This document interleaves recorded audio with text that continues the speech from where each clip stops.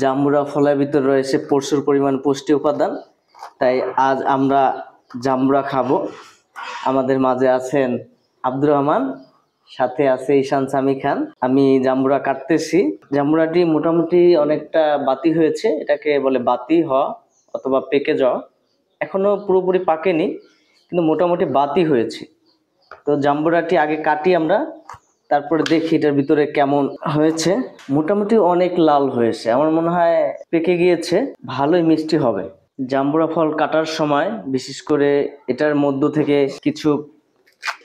থেকে রস top top করে পড়ে, এটা খাওয়ার উপযোগী না, এটা অনেকটা তিতা হয়ে থাকে। এই তিতোর কারণে এটা খাওয়া যায় না, তবে এটার ভিতরে যেই রস থাকে সেটা অনেকটা মিষ্টি হয়। মোটামুটি ভালো লাল হয়েছে, আমার মনে হয় একদম পাকার কাছাকাছি, বাতি হওয়ার কাছাকাছি চলে আসছে। এটার ভিতরে কেমন দেখা যায় একটু দেখতে হবে আমাদেরকে।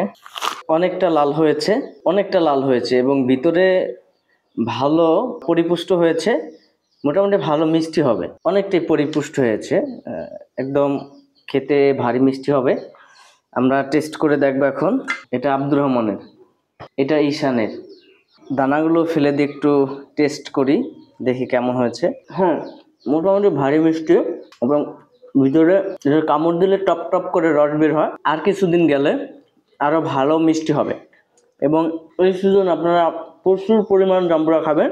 জাম্বুরা রয়েছে অ্যান্টিঅক্সিডেন্ট মানুষের মধ্যে রোগ প্রতিরোধ ক্ষমতা বাড়ায় এবং দেহ গঠনে ভূমিকা রাখে, তাই জাম্বুরার অনস্বীকার্য ভূমিকা রয়েছে। জাম্বুরা ফলের মধ্যে কোনো সাইড এফেক্ট নাই, অর্থাৎ পার্শ্ব প্রতিক্রিয়া নেই, যার ফলশ্রুতিতে আপনারা অনায়াসে জাম্বুরা খেতে পারেন।